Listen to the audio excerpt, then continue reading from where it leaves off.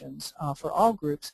Way back in 1935, they had to make a law to protect union membership. That wasn't allowed. 1963, the sex-based wage discrimination.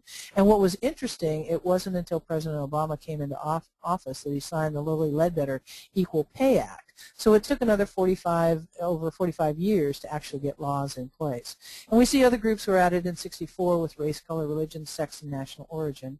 And then age, 40 plus, pregnant women in 1981, and 1990 disabilities. So that's kind of a cultural context of diversity on a broad scale, but let's take it now into LGBT. We've already asked you the question about, do you know someone who's LGBT, and that's a great start that we had such a high number of 97%. But let's ask a more technical question. What's the sexual orientation of someone who is transgender? Maybe we might not know that quite as well. And part of understanding this culture of LGBT is understanding what it's like to be LGBT in the world. So let's start with this slide. And here you can see a world map. And the countries that are in red have state-mandated death penalties for people who are LGBT.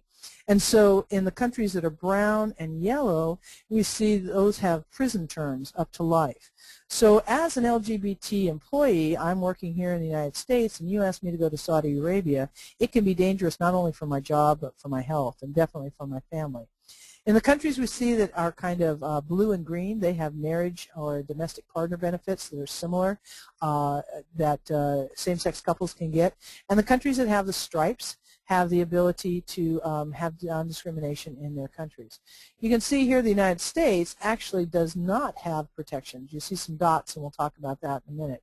But it is kind of an interesting effect in the world as you begin to travel to say, I could lose my job simply for being LGBT.